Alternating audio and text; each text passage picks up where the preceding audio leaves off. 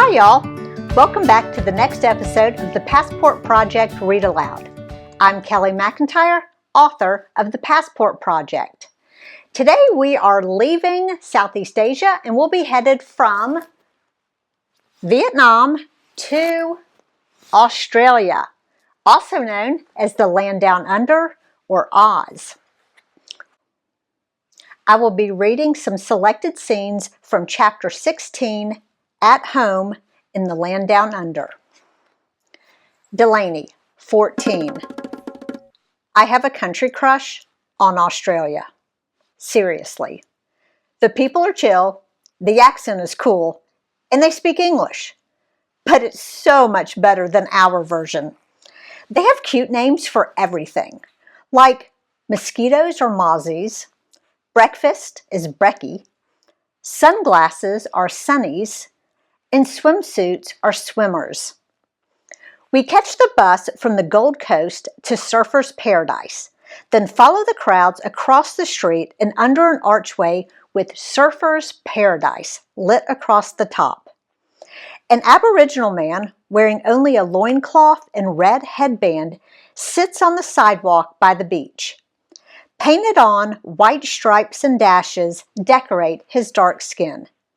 He plays the didgeridoo, a wooden flute-type instrument the length of a fishing pole. Aboriginal Australians are the original Aussies. Similar to the Native Americans, they were the first people on the continent until the white guys moved in.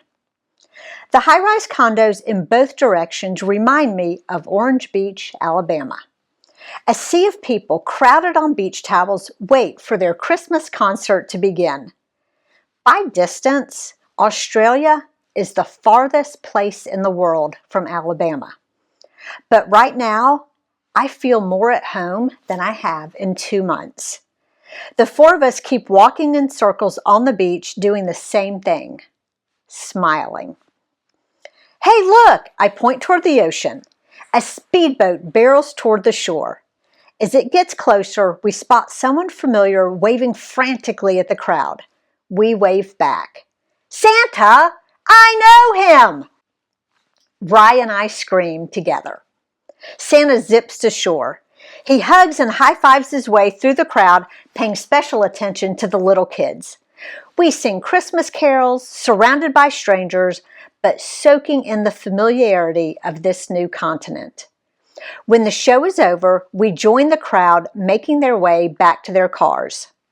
When we reach the busy road, the one with the bus stop, traffic lights, and crosswalks, we do what has become normal. We walk straight into traffic. The blaring horns and creative hand gestures are the first hints we've messed up. The holiday mob waits on the sidewalk, mouths hanging open, staring at us like we're barbarians. Whoops, I say. It's crazy how something so scary and foreign 3 weeks ago is now normal. Different culture, different rules, Mom says. Time to dig out the old playbook. I feel like we're in a cultural pinball machine. We're bouncing from one continent to another, and the rules change with each one. It's a lot to remember. The normal things in one place are bad in another. Like, do you wait at crosswalks or not? Do you wear your shoes inside or not? Do you shake hands or bow? Is it okay to show your knees and shoulders, or is that offensive? Do you give someone money with one hand or two? Do you sit or squat? Riley chimes in.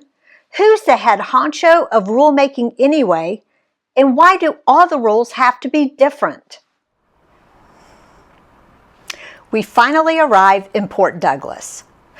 When I open the car door, the heat and humidity smack me in the face. This is worse than Alabama in the summer. Mom grabs her luggage. I hope we have a pool. Riley's face is already turning red in the heat. Our apartment by the sea is awesome. We have 2 bedrooms, separate beds, a swimming pool with tons of toys, a Christmas tree in the lobby, and over 500 videos we can check out. 4 Mile Beach is on the right, And Port Douglas town is on the left. We change into our swimmers and walk to the beach. It's too hot to run. Even though it's 4 miles long, all the beachgoers cram into the same area. Yellow marine stinger signs posted along the shore warn that today's stinger risk is moderate.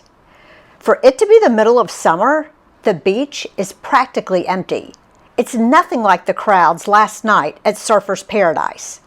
Then again, the distance from Port Douglas to Surfers Paradise is the same as New York to Florida. Even though they are both on the East Coast, they are very far apart. A lifeguard leans against a sideways propped surfboard near the water. "Let's get in!" Riley drops her towel. "I'm burning up!" "Hold up a sec," Dad says. "Let's ask the lifeguard about the signs." A few minutes later, I'm learning all the reasons why I'm not getting in the water. From November till May is stinger season for the top half of Australia's east coast. And this isn't like at home where if you get stung by a jellyfish, it stings for a bit and then it's over. Here, if you get stung by a jellyfish, you die. No wonder the beach is a ghost town. Mr. Cute Lifeguard explains all about the two deadliest kinds, the Japanese irukandji and box jellyfish. The box jelly is the most poisonous creature in the sea. One sting and you're a goner. And it's basically invisible in the water. The irukandji is as tiny as your fingernail. Its venom is so painful that even if you don't die, you'll wish you did. Then why are those people in the water? I point at the handful of idiots swimming. That area is enclosed by nets, so the box jellies can't get in. But nothing can keep the irukandji out. They're too small. He pulls off his sunnies, uncovering his baby blues. It's easy to know who the tourists are. They're the only ones in the water. You can't pay a local to go in during stinger season. We pick up our towels and head to the hotel's pool. The water is so warm, it's like a giant bathtub. After learning that Australia has more deadly animals than anywhere else on Earth, my country crush is fading. Why did we come here? For the same reason everyone else does, to explore the Great Barrier Reef. Shark attacks have moved down on my list of ocean anxieties. I've got to talk my parents out of this. This is what Mom's been hyped about for 9 months? She's been totally puffing the goods, which is what Dad says when a real estate agent makes a house sound way better than it is. We just arrived in Sydney and checked into the Sydney Harbour YHA hostel. Mom busted into dance moves worse than Riley's when she snagged our reservation last spring. Based on her hype, I was expecting something fancier than 2 metal beds and a micro bath. "I can't believe we're here," Mom sing-songs. She's bouncing on her top bunk like a summer camper. I'd be that excited if we had free Wi-Fi, but Ryan and I have to use our own money if we want to be connected. Ugh. "Del, I'm picking up the network across the street," Riley says from the bunk above me. "Move to the corner." I press my back against the wall and scooch into the corner. Score! There it is. Free Wi-Fi, compliments of the library. As long as I don't move. "You can sit there worrying about Wi-Fi, but I'm headed to the rooftop." Dad stands from the bunk across from me. Did someone say rooftop? I drop my device. "Race ya!" Riley and I sprint up the stairs to the terrace. We push open the doors, revealing the view. Whoa! 2 world-famous icons flank the Sydney Harbour, the Sydney Opera House and the Sydney Harbour Bridge. "What a great spot for my twirling video," Riley says. "This is gonna be epic." Wow. Dad's mouth hangs open as he turns 360 degrees. "See those hotels? Mom points at the high-rises that tower behind us. Those rooms start around $1,000 a night, and you have to stay 5 to 10 nights. Our room is less than $200 a night. Scoring a room here for New Year's Eve is winning the travel lottery. This is the only budget hotel that offers a front row view of the biggest party in the Southern Hemisphere.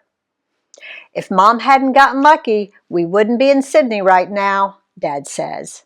Dang, go Mom. I give her a high five. OMG. That's insane. A sea of umbrellas stand between us and the most famous building in Australia, the Sydney Opera House. The iconic white landmark was designed with massive boat-like sails. We want to explore it, but we have to figure out how to navigate through umbrella land first. Aussies and tourists have claimed every inch of concrete around the Sydney Harbour as their own. They huddle together under their umbrellas, seeking shelter from the midsummer sun. It's New Year's Eve, and this is ground zero for the biggest party south of the equator. A security guard lets us through a barrier. I wonder how long they've been here. We tiptoe our way through the crowd. It's not even noon. What do they do when they have to pee? Riley asks. There's no way I could sit on concrete under this sun for 15 hours, Dad says. That's why your mom is the best travel planner in the world. You can say that again, Mom says. This is unbelievable. Who cares about free Wi-Fi? We hit the New Year's Eve jackpot. Passport lesson number 9. In a sea of strangers, it only takes one friend to feel at home. Be that friend. And that is the end of our reading for Australia. To find out what happens next and a lot of other fun stuff in Australia, I hope you'll finish the chapter on your own. In the next episode, we're headed to New Zealand, and you don't want to miss it. Until then, dream big and travel far.